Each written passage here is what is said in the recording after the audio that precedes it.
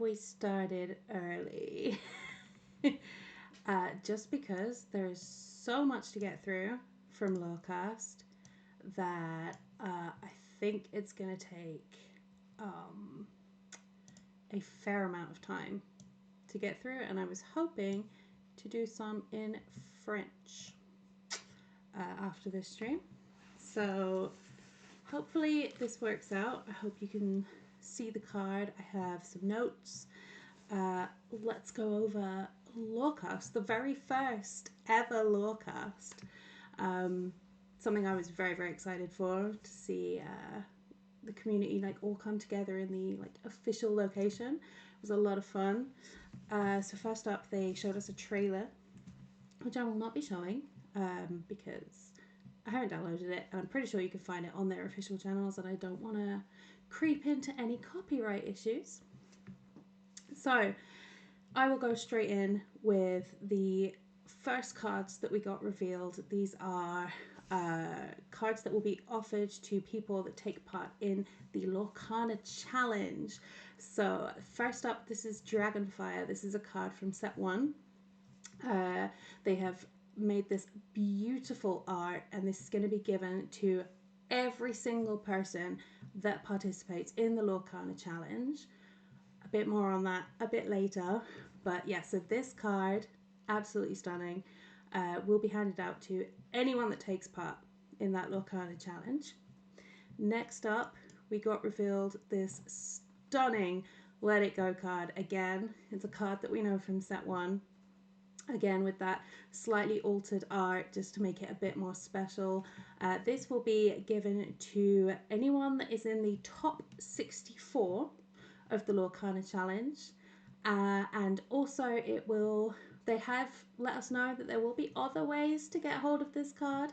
So it might not be limited to the top 64. There might be a way that those of us like me who are not top 64 players will be able to get their hands on this, which I'm really hoping for, because I think this is one of the most beautiful cards that I have seen, and I now desperately need it in my collection. And then next up, we have the Cinderella Stout-Hearted. This is that card from Chapter 2, Set 2. They have also done this in the similar style, and as you can see, the little logo at the bottom now, it's on the bottom of all of these. This signifies that it is part of that Lorcana Challenge reward. This one is going to be given to the top 32 players, so this one's going to be even harder to get our hands on, which just makes me want it more. So I'm going to have to start taking part in some lessons and getting a hell of a lot better, because look at her. Look at Cinderella. Like, I can't. I actually can't. It is just this whole border, the ink, Cinderella herself. I can't. I need it. I need it. And then one that's going to be even harder for me to get my hands on is this Rapunzel Gifted with Healing. So this is the card from set 1. I think one of the very first cards that topped up to that 50 euros a card. Just for the sheer amount of game changing this one card can do. This is going to be offered to anyone in the top 16. They have created as well a playmat to go along with this art, which I think they said will be offered to the top 8 people. And the top 8 will also get that elusive invite to the championships. There are also some secret prizes that we didn't hear about, and we also have the serialized, I think they said gold, Mickey Brave Little Tailor. That is a card from, again, set 1. It was one of the original promos, I think, don't quote me, and that is going to be serialized for the top 4 players, and they have given us a little pixelated version of it, but they don't want to spoil anything too yet, so we don't have much more information than that. Next up, so this was like our launch into Lorecast, was straight in with these card reveals. So already we were like 5 minutes in, my mind is blown. And And then they launched in with some of the cards from set 4, which I'm so excited about. Thank you so much for the follow. I know you. Thank you very much. I hope you're enjoying. I hope work's going okay and that you're not too busy. And enjoy my streaming voice. Hiya. Good morning. Surtout. The French one will be after. So this is the Ariel card that's just been revealed. Look at her. Look at her. I love her. Look, it's not like this sonic voice that she's just gonna destroy everyone with. So she's a shift, which is incredible because we already have a couple of low cost Ariel cards. So we're not gonna have to pay this 6 for her. This 6 cost at the top left here. We don't need to worry about that so much because we can use this shift 4 and pay 4 to put her on top of an Ariel that costs maybe 1 or 2. So we can get them out early game and she can come out already on that turn 4. And whenever we play a song, we may pay 2 to deal 3 damage to our chosen character. That is essentially Ariel mixed with King Triton. You are not incorrect. She's taken over. She's the boss now. It is all about that girl power. So this is going to be really good for that Steel Song deck that was really popular for set 2. I have seen it drift off a little bit recently, especially in my locals, but I think with some of the cards that we've seen for set 4, I think it might be making quite a comeback. She's quite strong as well. She's got a really nice defense, that 8 defense, which is not the official lingo, but I'm tired. It's been a long day, okay? And then we got revealed this Mulan, excuse me. Again, a 6 cost. This time she's shifting for 5, so a little bit more expensive. Maybe have to wait an extra turn to get her out. But look at this outfit. She is also taking no prisoners. This Ariel and this Mulan, they're getting the job done. What the job is, we've had a few clues from the Lorecast today, a few clues about where the story's going, but I think it's going to be best to wait for those trailers and those little story bits that they drop out instead of ruining it on my stream. Isn't that a badass Mulan? Doesn't she look... Man, I love these cards so much. I'm like trying to look for the hidden details and stuff as well. This one I love. We've started adapting these borders. In the first 3 sets, it was all very square, very rigid. And now we're starting to get a bit more floaty, a bit more arty. A Fortnite skin. I don't know. Will we get a Fortnite Lorcana crossover? I don't know. If we do, then I shall take you on as my partner, and you can teach me Fortnite, and I can teach you Lorcana. So there's Mulana. If you use that shift power, so if you do pay that little bit less to get her into the game, she gets +3 attack. So that's going to make her a 5/6, which really is going to help towards getting some of those locations that some of us, me, are struggling with in set 3. Deal. Perfect. Okay. Thank you. She also has, during your turn, whenever this character deals damage to another character in a challenge, deal the same amount of damage to up to 2 other chosen characters. So that is a lot like the Tinkerbell Giant Fairy card that we had in set 1, that when she banishes another character in a challenge, she can deal an extra 2 damage, I think, to any chosen character. So it's very similar to that. I think we're going to see a lot of this Mulan in the red decks, especially with that challenge thing. She's going to work very well with the Shere Khan that offers you extra lore, which is those 2 little diamond things on the side there. That's how much lore they quest for. So if you're not using them to do your attack or sing your songs, you are questing for lore. You want 20 lore per game. And so if you're bunching all these little cards up that are helping give you that extra while you're still being able to attack and take care of your opponent's board, I feel like this one's going to be really strong in that Shere Khan deck. So next up, This was teased in the little trailer that they showed at the very beginning.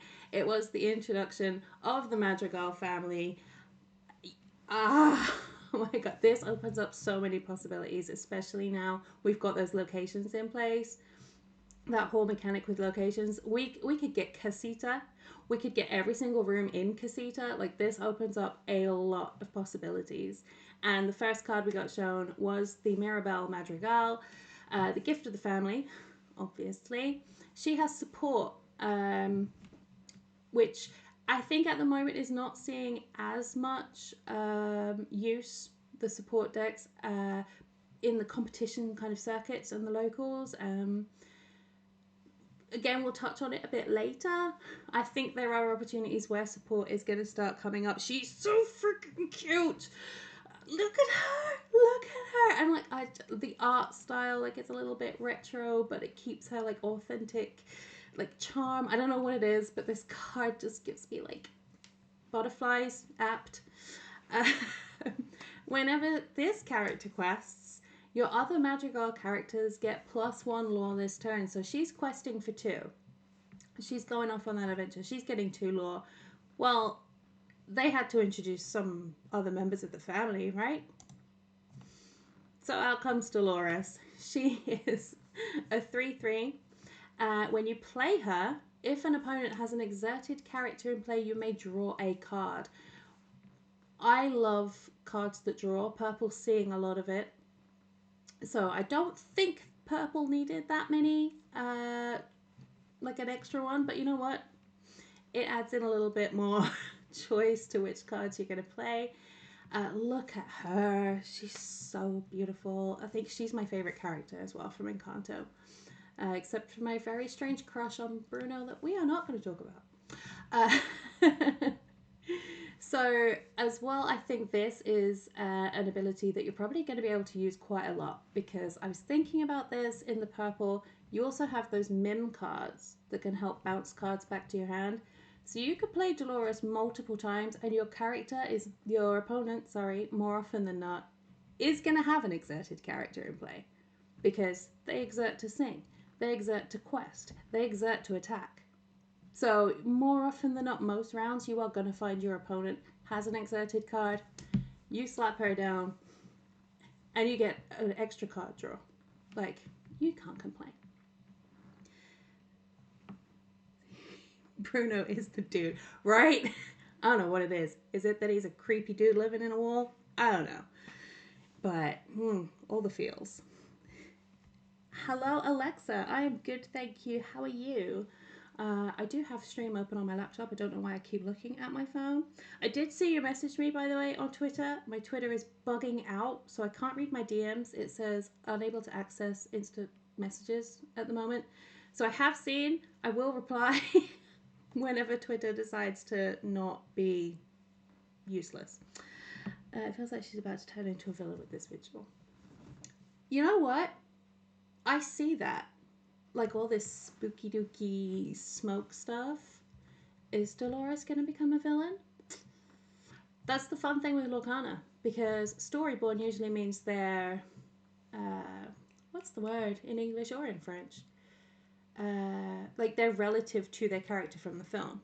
And then you also have Dreamborn and Floodborn, which gives the characters a little twist, like we saw with that Cinderella at the beginning.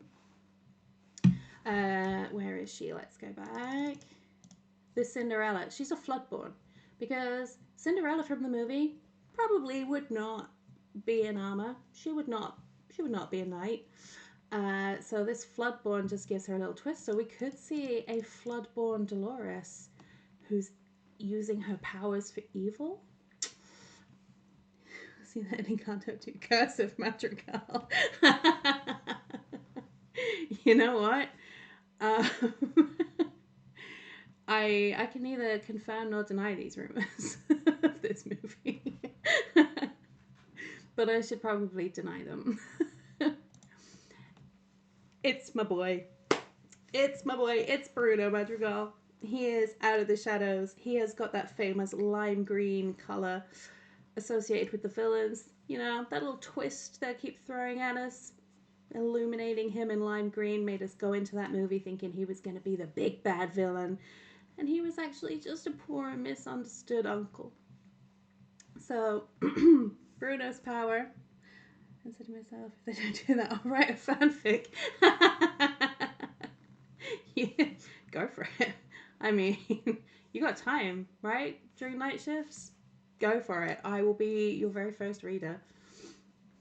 So when you play Bruno, chosen character gains when this character is banished in a challenge. You may return this card to your hand this turn. How's your day been? It's been really good. I watched Lorecast. I took down some notes and now I'm just sharing what I learned. And also, it's the weekend. So I'm not as tired as I was yesterday. How was your day, Alexa? So, when you play this card, chosen character gains, what that means is we're going to put Bruno down. We're going to attack with one of our characters that's maybe going to take a bit of damage. And we want to be able to play them without any damage. So we're going to send them into something. They're going to take that damage. And then, because they're going to die, we're going to put them back in our hand. That's not how that works at all. Ignore me. I'm so stupid. Are you working on the same project as yesterday? Let's try again with Bruno, shall we? So when it's banished in a challenge, you may return this card to your hand. It's going to die, so whatever damage it takes, it's going to die anyway. So it doesn't matter. But you can bring it back to your hand and then just play it again, which is especially good, for example, with Dolores, because if you're sending her in and she dies, you can play her again, and then your opponent's going to have an exerted card because you've just attacked that exerted card. So then you get to draw your card. We did it. We figured it out. Wow. Very nice. Next up, we saw Julieta Madrigal. Julieta. When you play this character, you may remove up to 2 damage from chosen character. And if you remove damage this way, you may draw a card. That if you remove damage this way, we love to see that. This is very similar to that Rapunzel card from set 1. Except that Rapunzel, if you removed damage from characters, you could draw that many cards as damage you removed. This one, you can remove up to 2, but it is 1 card. Just that 1 card, but that works very well with her healing powers that Julieta has. Mummy Cookie. Isn't it more like Mummy Arepa? She's... I don't think she's making cookies. Next up, I lost my mind. I actually lost my mind. I know it's from Fantasia, but this is the closest we have got to anything from Kingdom Hearts. So I did, in fact, lost my mind. Yes, Alexa, we can possibly connect on Twitter. It depends if my Twitter is still being useless. I did mention earlier, I don't know if you caught it, I did see you messaged. I have been trying to access it, but Twitter keeps saying that my DMs are unavailable right now. So, yes, if I can open my DMs, I will get back to you. I saw your message and I was like, oh, okay, cool. And then it was like, no. Awesome. I do not have a Discord. No. Yansid. When you play this character, if you have a character named Magic Broom in play, you may draw a card. And also Arcane Study, when you have 2 or more Broom characters in play, this character gets +2 lore. And you know why I'm extra excited about this? Not just for the Kingdom Hearts reference, even though, you know, it's not Kingdom Hearts, it's Fantasia, but let me live, let me dream, okay? I have a Magic Brooms deck that has been sitting and waiting for that oomph so that I could play it. And this was the oomph I was waiting for, man. Because in set 1 and in set 2, we got maybe 4 or 5 different broom versions. So that's up to like 20 cards that you can play in a deck that is just Magic Broom. We had the Mickey Mouse that makes sure you pay 1 less for brooms. And when he's out on the field, those brooms go back to your hand whenever they're banished. So you can just keep churning brooms out like non-stop forever and ever and ever. We had the location that benefited brooms. We had the sorcerer's hat that came out, and you could just type in magic broom, and if a magic broom was the next card in your deck, you would get to play it. Like, it was so close to being an amazing deck. It just needed that oomph, and this card, man, because you are certainly going to have a magic broom in play. You are going to be able to draw that card whenever you play Yensid, and he only costs 2. Like, that is basically free draw. And if you have 2 or more broom characters in play, he gets +2 lore. So just flood in the board with those broom characters, and he's questing for 3. 2 cost, questing for 3. Yes, thank you. So I was excited about Yensid. So imagine my surprise when the next character that popped up, it's Fantasia Mickey. Like, look at him. Oh, this, like, yeah. Yeah. I see those on my cards. I see them. Yep. Yep. Look at him. Look at him. I cannot. This. I love him. I love him. Look at him being a boss man. Like, he's perfect. He is in that traditional Mickey outfit, that sorcerer Mickey outfit, and man, I think this was the version of Mickey, the first version of Mickey that I met when I went to Walt Disney World. So he holds a very, I got by some cards. All it takes is one. One card that like really hits you in the heart, and you're done. You're out there spending $3,000 on cards. Not me. So there's Mickey Mouse, the playful sorcerer. Shift 3. Bargain. Absolute bargain. We're not going to be paying that cost 5 like ever, because there's so many cheap versions of Mickey Mouse that we can shift him onto. He has resist +1. So that means that anything that wants to kill Mickey outright has to do 5 damage. And that's without even taking into consideration that he might get a location that gives him extra resist. You might have an item on the board that is giving him extra resist. You're like, 10. I don't think I've even shown you the full collection of set 3 yet, have I? Like, that's gonna... It might become a problem.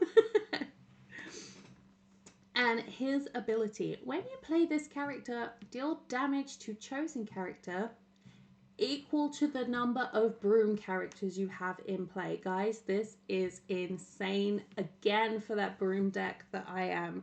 My wife will hate you. Your wife will love me because she will also have cards that she wants, and then I can teach you both how to play. And coming up a little bit later in the stream, there is something that might interest the both of you. So stay tuned. I am trying to get to it as quickly as possible, but I can't stop like freaking out about these cards. But yeah, this broom deck, this is looking...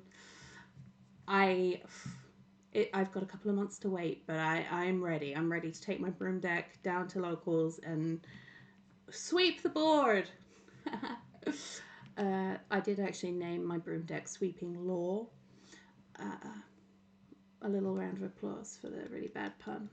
Thank you. I'll tell her she comes on the stream, you'll talk about it. Okay.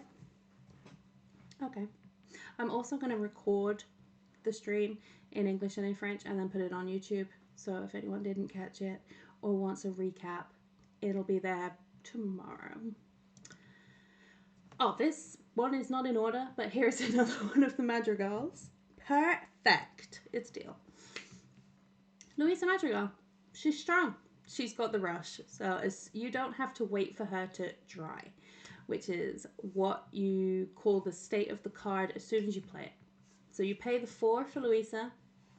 She goes down, and instead of having to wait a turn, which is what you usually have to do, she can go straight in with an attack.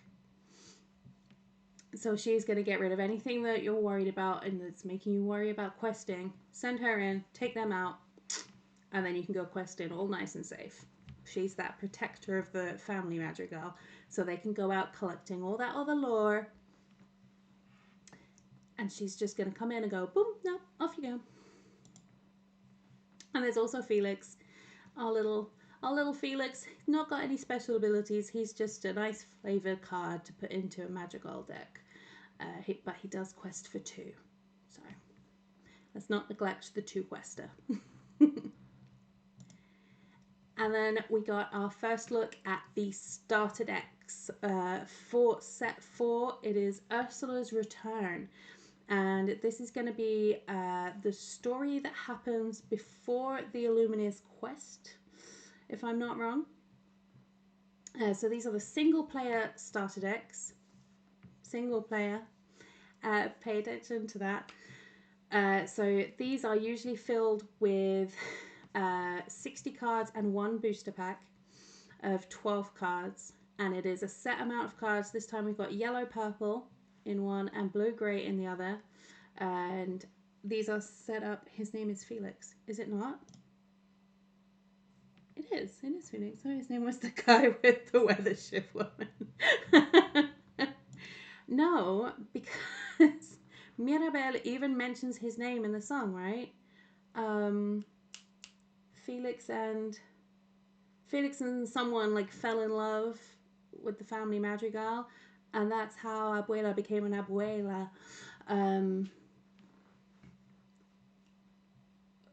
Sorry, go on.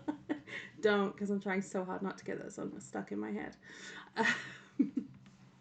So the starter decks are really good for people that are starting out, want to maybe try out some competitions. It's a ready-made deck. You don't need to put any thought into which cards work well with each other, like which cards can I afford. You buy this starter deck and it is ready-made for you. You've got that little booster pack just to add in maybe something like an extra version of a card. Maybe you pull like something absolutely incredible for the booster pack. You want to slot that in. As long as it is a yellow-purple to go into your yellow-purple deck, not a problem. Because of course your deck is limited to 2 colors maximum, so you cannot be out here mixing all of the colors, because otherwise your deck would just be insanely too strong. Can I no get out of here with you. Get out of here with Yu-Gi-Oh! I'm trying to leave that life behind. Thank you. Well, I'm gonna start banning Pot of Greed and Blue Eyes White Dragon from chat. Those are my first 2 phrases that are going to be banned, and it's all because of you, Enstone. Okay? Moving on, a little bit of a closer look at those cards in the starter deck that we did look at already. We've got most of the family madrigal. There is a couple that are missing. Where has my little arrow gone? It has disappeared. Okay. We'll have to go backwards now then.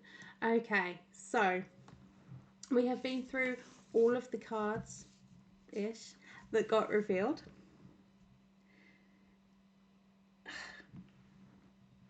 You know what? If you 2 are going to gang up on me, I'm going to ban both of you. No Exodia, no Pot of Greed, no Blue Eyes White Dragon, no dragon, except for Maleficent Dragon. That is all I can remember from my Yu-Gi-Oh history. So this is going to be our Trove box, our Illumineer's Trove. It is quite small. Let's see if we can zoom in a little bit. There we go. So last Trove set, we got the lovely dividers so we could divide by color. Oh, don't bother me at work. Don't bother me at work. Maybe just let me do my job and think about Lorcana. Maybe just do that. So these dividers this time are by rarity. I don't know anyone that sorts their cards by rarity, but they're pretty cool looking. So I'm hoping that on the back there is at least a way to sort by color, because otherwise I don't think these dividers are going to get much use from me. But we do have a new lore counter in the middle here. So that's and it looks like possibly different dice, which I know a lot of people are going to be very excited about, because the best part of the set 3 Illuminator's Trove was the dice. Getting some of those dice. Spam your WhatsApp with your Gilbridge. There's obviously so much to do at work. So much to do at work. It's so very busy. I've actually been doing a secret project, which I might tell you about at some time. And then we also got, and you don't need to spam my WhatsApp as well, by the way, with Yu-Gi-Oh! Abridged references. We've been there and we've done that a bazillion times. Why are there so many stairs? These are going to be the booster packs that are included in that Illuminator's Trove. Again, it looks like we're going to be getting 8. I nearly said wheat. It's not quite time for the French one yet. And it looks like we're getting Ursula, Ariel, and Sisu as our cover-ups, which is very interesting. I did not think we'd be seeing Sisu again quite so soon. And then I did see this little sneaky beast. Does this mean we're going to be getting another beast card? I really hope so. I can't get enough of Beauty and the Beast cards, let's be honest. So this is going to be the Illuminator's Trove that we've been getting with every set.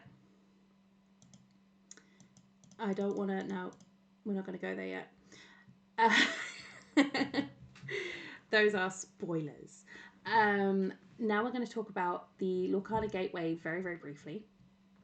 This is a set that they have created for newbies into the game. And this box is going to be 2 starter decks, 4 reward packs, the damage counters, the character movers, the character boxes, the game board, the rule book, the guidebook, and 2 deck tips pamphlets. And so this is going to help you learn Lorcana, the mechanics of Lorcana. It is, in fact, for you. And this is how you and a friend can start learning how to play Lorcana. And then you unlock the different card types as you play. So you're going to start out with a hand of really basic cards, learn how to play with those, and then start exchanging in and building a deck up by learning the new mechanics as they come into the game. I think this is an absolutely incredible idea for people that haven't played Lorcana yet, that don't quite know the mechanics or anything. This is going to be a great way to get into the game and learn. And the Disney Lorcana Challenge. This is what I've been waiting for. I was really, really excited. I'm also really nervous because this is where we're going to be earning those cards that I showed you at the beginning of the stream. So I'm not that interested in the North American ones because there is no way I can afford a flight to get out there. The ones in Lille, France might be interesting if I can get time off work. There are more events to be announced. Only 2 in Europe though. And they have announced that they are capping the limit at, I think it was 512 tickets. So that is only 512 people per event that are going to be able to compete. They did say that is a starting limit. It might go up. I'm hoping it goes up because I can see those 512 tickets going so quickly that I am not going to stand it as not a lot. Especially because in the heat of the stream today, I think there was like 3,500 people.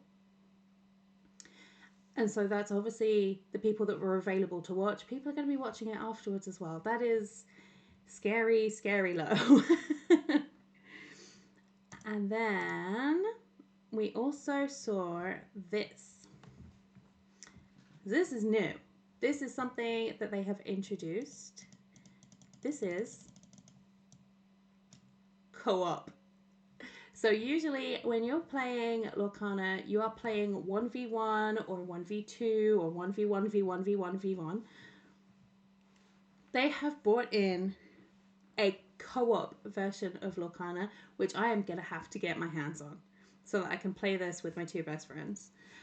And this is called Ursula's something, I cannot remember the name, Deep Trouble, and it is basically Ursula's story, the ruler of Lorcana, and this is going to take place just before the Illuminous quest, which is the main storyline that we're following through the sets at the moment. This is going to take part just before all of that happens. And so this is going to be, I think, a bit like, what's that Marvel game? One thing is, I have no friends. You have me. Thank you very much. So I can't remember the game, but there's a Marvel game where you basically, it's you versus the character on the board, basically, and it's going to be you and whoever you decide to co-op with, you and your wife or you and your friend, and it's going to be you guys sitting down and trying to figure out how do we beat Ursula. And it's going to introduce some of those new cards that Mickey Mouse, that Yen said. It's going to be bringing in older cards that we've seen already.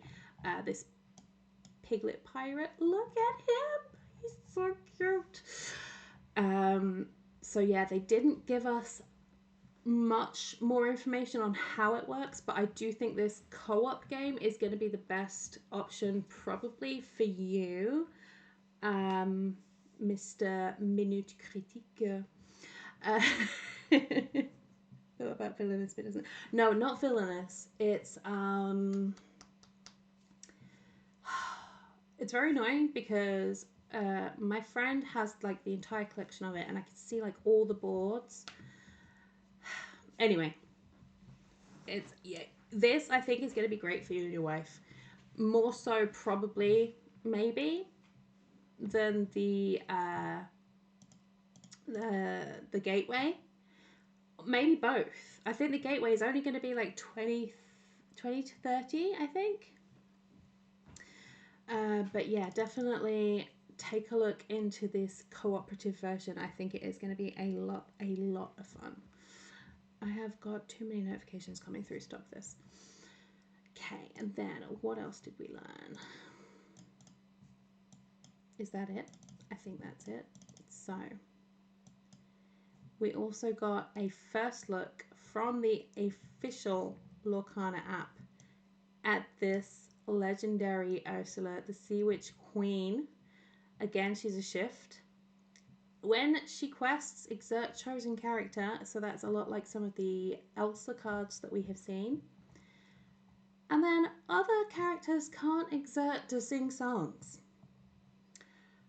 That card on its own is going to be incredible against the Still Song deck, because I can't think of any other way that they're going to be able to use their characters to sing songs. They're going to be having to use their ink. They're going to be having to pay to sing those songs, which might make them sing a few less.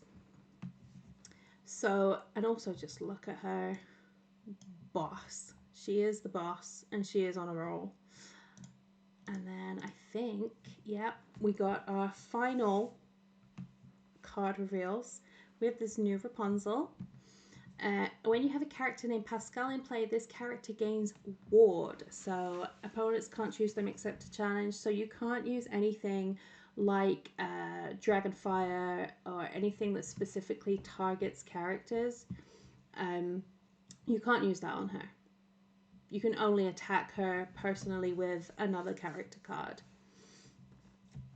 Or Be Prepared, which just wipes everyone and takes no prisoners.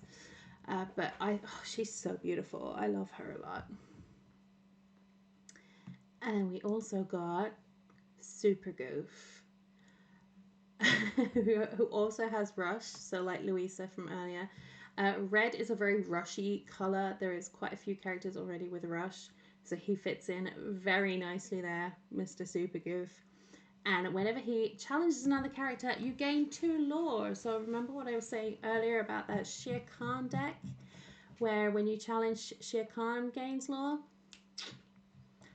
You're going to be using Goofy to just mount that up. This is great. I can see someone making a really good deck where you don't even have to quest. You are just gaining lore just from attacking. There's no need to even quest. You can just wipe your opponent's board consistently and just be gaining lore off it every time. We also got this Hans card, which was everyone had a bit of giggle about, because we all thought originally that he was in Anna's room. And what is he doing in Anna's room? We have realized that he is possibly in Kristoff's room because this is Kristoff's hat. So maybe Kristoff has a picture of Anna on his wall, but you know what? We're not going to look too much into it. They did say, just have a look at the crosshairs very close to Anna there. This little nod at Hans being that villain that he is. When you play this character, if a princess or queen character is in play, gain 1 lore. So we might see a comeback from the princess deck and get Hans in there just to gain an extra lore. I'm not sure if he's worth it for me because you could have a whole board of princess or queen characters and he's only gaining 1 lore. But it's an extra lore that you wouldn't have gained if you didn't play him. So something to think about depending on which other princesses are going to get revealed for set 4, I think. And then look at this Daisy. Look at Daisy Duck. Isn't she just the most beautiful duck you've ever seen? She doesn't have any special powers. She is your basic 1 cost 1/3. There is a 1 cost 1/3 in a couple of colors now. She's just coming in to do that for yellow or amber, if I'm going to use the official colors. And there's a lovely little poem about her, which I will give you the time to read. I will not read it myself because I am starting to get a tired voice. I should probably talk less. Don't look at me like that, Daisy. I'm a married man. Ooh la la. Ooh la la. She is called Daisy Duck, a lovely lady. She is, in fact, a lovely lady. She won't. She loves Donald. Don't worry about it. You and your wife are going to be quite safe. And then we've got this new Anna card. I did notice she is hanging on to that hat that Hans was so interested in. So has she grabbed this from Hans? Is Hans like taking her or entrapping her into something? Story-wise, I don't know. But that is definitely the same hat. That is Kristoff's hat. So what is going on? She is braving the storm. If you have another hero character in play, this character gets +1 lore. There is quite a few hero cards. So I think we could possibly see a princess resurgence and a hero resurgence as well.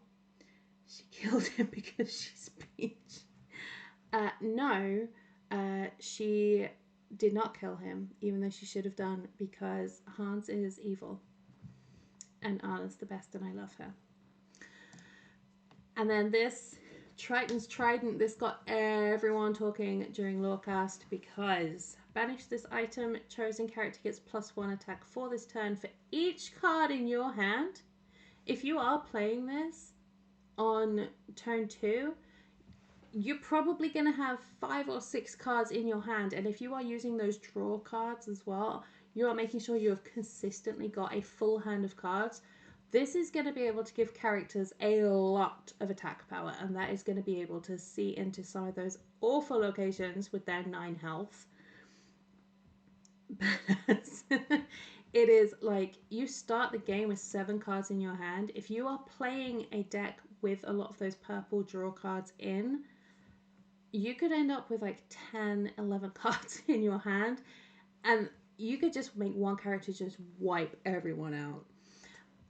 But the thing I think that got people talking is just imagine all this power in the wrong hands, ... for the flavor text. And the fact that it only costs 2. Why would something this powerful only cost 2? I did see a lot of people in the comments suggesting that maybe this might be our first item that we can shift onto. So are we going to see maybe an Ursula's Trident? Are we going to see a bigger version of Triton's Trident that we can shift onto this smaller version? Who knows? That's the conspiracy theory that was happening in the chat right at the end of stream when they just dropped this on us out of nowhere. But yeah, so that was everything that we got revealed during the Lorecast stream today. There was a lot. I was not expecting this much. There was nothing official announced about the ambassador program. So I think we're all just still waiting for news on that. We did get some information on the fan events. That is going to be coming soon, but not yet. They are still finalizing some of that information. They have decided that for Lorcana Challenge, so for this official competition, they will be introducing a new way of playing the rounds. The Hunchback of Notre Dame and Pocahontas. Man, I am waiting. I am like, I don't know how likely it is that they are going to come into play because obviously those films are not very, what is a good word here? Politically correct. Like, they're not, the themes are very on the nose for these kind of times. These kind of times? It's not good English. But, I don't know, because both of those films are visually stunning, so I think it would be a huge shame to miss out on them. Family friendly.